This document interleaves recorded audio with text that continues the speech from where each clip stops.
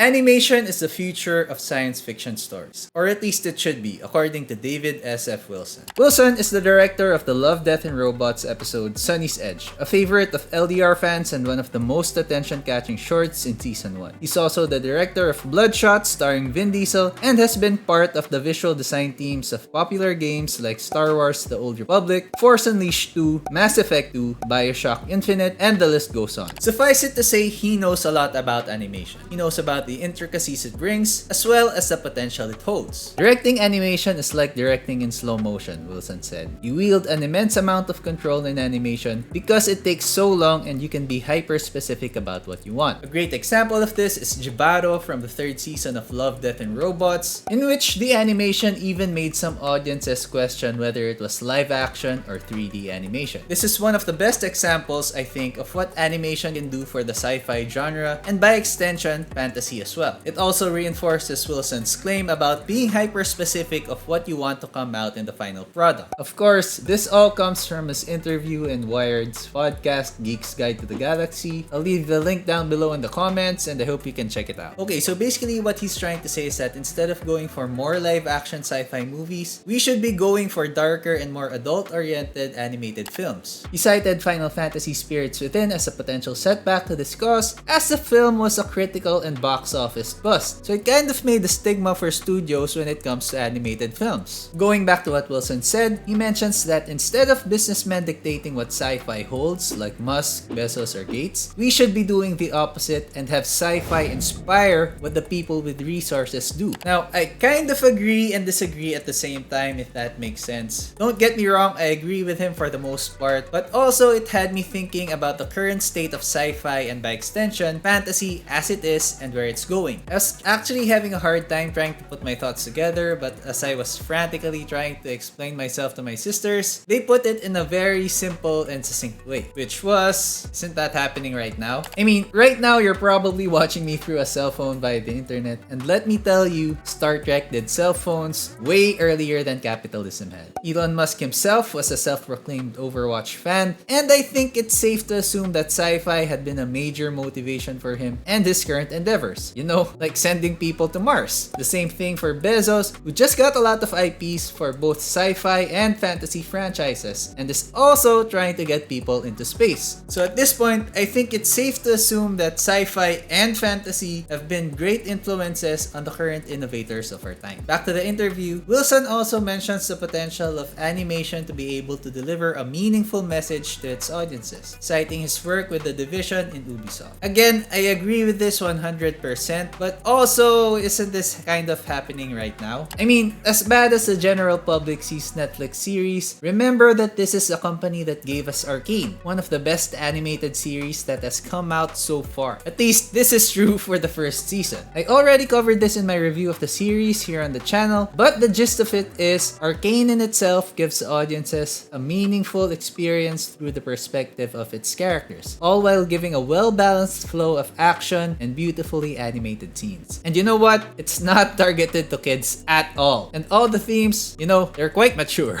Okay, so I used Arcane to highlight my point because I think it has one of the best blends of sci-fi and fantasy in any series. Also, building onto that, I think that sci-fi and fantasy are very deeply intertwined because they both give you the same experience, albeit different aesthetics and approaches. Getting off Netflix, we have one of the most beloved series of our time, albeit part of the fantasy genre. Avatar: The Last Airbender is doing the same thing on the other side of the spectrum. I'm talking about the original Avatar, okay? Not those other stuff. It's not sci-fi, but I believe that Avatar is one of the best animated series to have delivered the most meaningful and most memorable experiences to both children and adults. And you know what? It did this by growing up with its audiences and having a character for each generation to resonate. I explain it more in this video right here, but suffice it to say that it's a very positive experience for a very wide age range. I mean, as of writing, Team Avatar announced 3 animated movies coming out, and even adults are excited. Another great example from the fantasy genre that isn't afraid to tackle more mature themes is How to Train Your Dragon, which is deceptively dark both in concept and execution. I mean, they're hunting dragons to extinction, and both dragons and people are dying because of it. While the stylized animation gave a kid-friendly tone, what was happening in the background was anything button. Also, much like Avatar, it grew up with its audiences, allowing later installments to have even more adult themes to explore. With these examples, I hope that you can see that animation as a vessel for a meaningful experience, it's been happening for years. Sure, we do have an influx from the fantasy genre when it comes to movies like this, and I do get what Wilson wants to get across when it comes to the sci-fi genre. Series like Foundation or even an adaptation of Mass Effect or Bioshock would be awesome as a feature-length animated movie or series. And yes, I know that Foundation has already been adapted. What I'm saying is that the series could have benefited by going pure 3D. I mean, it's already covered in CG effects, why not make the whole thing 3D? Taking animation seriously, in my opinion, is a generational thing. Sure, there will always be outliers, but you have to admit a large portion of those who take animation and by extension the sci-fi and fantasy genre seriously is mostly from the 40 and below age category. These are the people who grew up with Dune, with Lord of the Rings, with Narnia, and so forth. For modern franchises, you can take a look at fans of Harry Potter, of the Cosmere, Percy Jackson, and like I said, Avatar and How to Train Your Dragon. Another force changing the landscape is the flood of superhero movies. Whatever your opinion of them is, they have actually softened the perception of older viewers to fantastical elements like superpowers, magic, super high-tech gadgets, and the like. And this is good because it will open up a whole new audience for the sci-fi and fantasy genre. This will help creatives like authors, animators, and storytellers get their stuff out there and actually be able to thrive. Anyway, towards the end of the article, Wilson mentions that he wants to bring in a more mature and darker toned franchise into the world of animation. Among these, Delta V and the Doom franchise are his top priorities. Now, I don't know much about Delta V, but a Doom franchise would be awesome, and I hope that comes to fruition. Okay, so I'm pretty much all in favor that animation will be a big part of sci-fi and fantasy's future. However, I also want to highlight the strides animation has made towards Wilson's vision of it. I mean, with the technology we have today and the availability to even indie filmmakers, I think it's only a matter of time until we see Wilson's vision come to fruition. That said, with so many animated series capturing the attention of varied age groups, I well believe that the future Wilson wants to happen has already started. And while the fantasy genre has made larger strides, it would make sense for sci-fi, a genre that centers around developing technology, to catch up soon, right? I mean, it just makes sense to have a feature film focusing on high-tech gadgets to actually be in 3D. Anyway, I'm curious to see if Wilson will be able to manifest that Doom animated feature, but until then, here's a series that I hope can sate your appetite for that deep, meaningful, and mature experience, all the while blending science fiction and fantasy. Hope to see you there. Until then, peace and light.